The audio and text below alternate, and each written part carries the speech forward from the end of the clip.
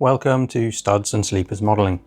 My name is Ben, and on this channel I'll be sharing my model making skills, or lack of, in both Lego and model railways, with projects in mind for each individually and some that incorporate both. I've been collecting Lego since I was very young, and these days I do tend to have a few sets around the house on display. The majority of my collection is broken down. It's into parts and stored in these drawers and boxes that you can see, as well as several new sets that are unopened that I never got around to. As for model railways, there is a 00 gauge railway underneath my son's bed, and that is in need of some attention.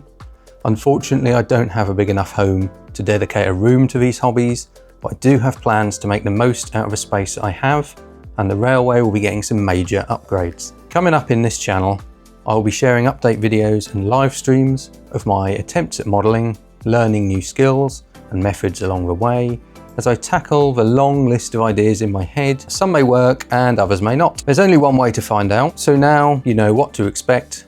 Let's get started on my first project, my son's railway. Now this is actually my son's bedroom, and underneath this bed there is a secret, hidden miniature railway. So if you lift the bed,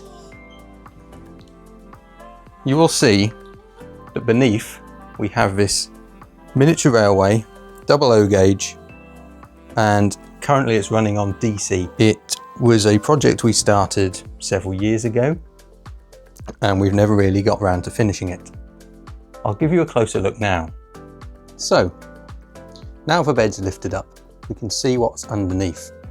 And what we basically have is two DC loops, ovals of track going around the centre, several sidings going into the middle which take up quite a lot of space. There is another siding just down this side which you may not be able to see just yet, and there is a crossover in the centre here opposite the station.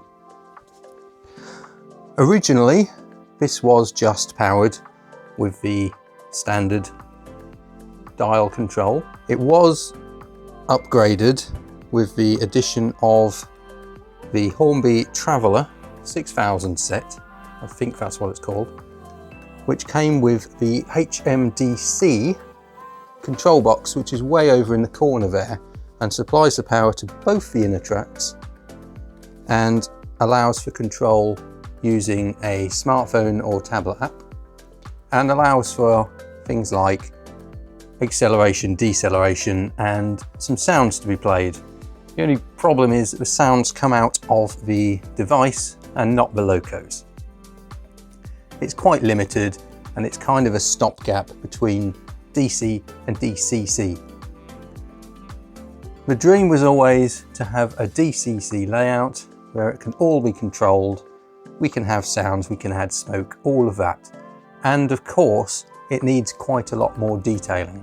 So this, as it is currently, needs to be completely overhauled, completely renovated, upgraded. The plan is we're going to take everything off the board, apart from the track and the grass that's stuck down. The board doesn't actually extend currently to the edge of the bed. There is a gap down the foot end and along that side. So that is going to get some extra board put down. The centre area will have the track lifted, changed. There won't be so many, there'll be two tracks and a shed in the middle.